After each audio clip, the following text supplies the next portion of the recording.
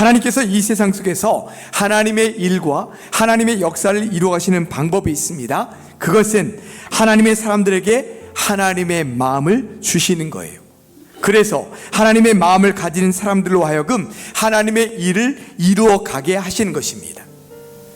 여러분, 하나님은 이 세상을 어떤 마음으로 바라보고 계실까요?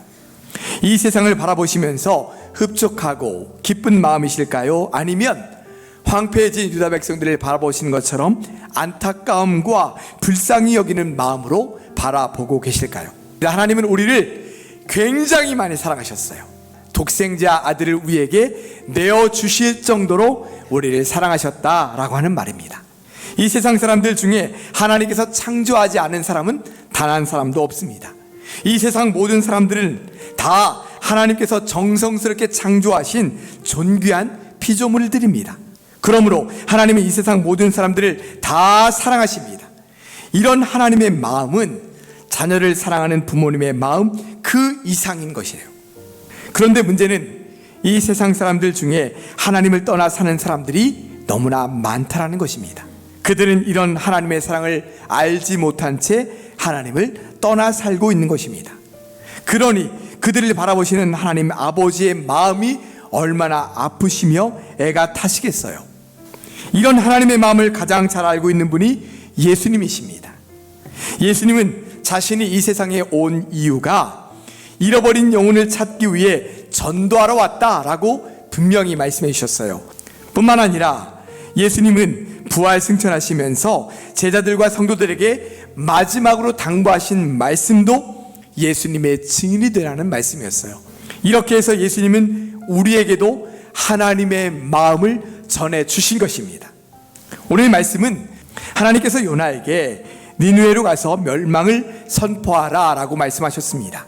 그러자 전혀 생각하지 않았던 일이 벌어졌어요. 니느웨 백성들이 하나님께 회개하기 시작한 겁니다.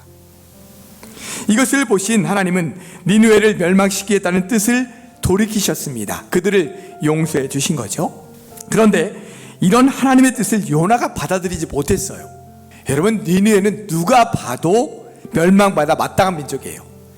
그러나 하나님은 아무리 악한 민족일지라도 그들이 멸망날 걸 원치 않으신다는 거예요.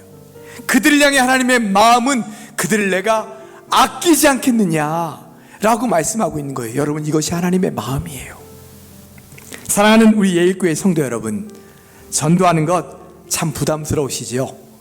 또 가족이나 주변 사람들에게 수없이 이미 전도를 많이 해봤지만 그들이 끄떡도 안 하는 모습을 보면서 그럴 때마다 얼마나 낙담이 되고 힘이 빠집니까? 그러나 우리는 이 일을 포기할 수 없습니다. 왜냐하면 하나님께서 가장 기뻐하시는 일이기 때문이에요. 그 사람들을 하나님께서 지금도 애타게 기다리고 계시기 때문입니다. 간절히 바라기는 우리도 하나님 아버지의 마음을 가지고 그들을 위해 간절히 기도하면서 그들을 주님께로 꼭 인도할 수 있게 되기를 간절히 원합니다. 그래서 한 영혼을 천하보다 귀하게 여기시며 그들이 돌아올 때 춤추시며 맞이하시는 하나님의 마음을 기쁘시게 하며 전도하는 삶을 잘 살아가시는 우리 예일교회 모든 성도들 되시기를 주님의 이름으로 간절히 축원합니다.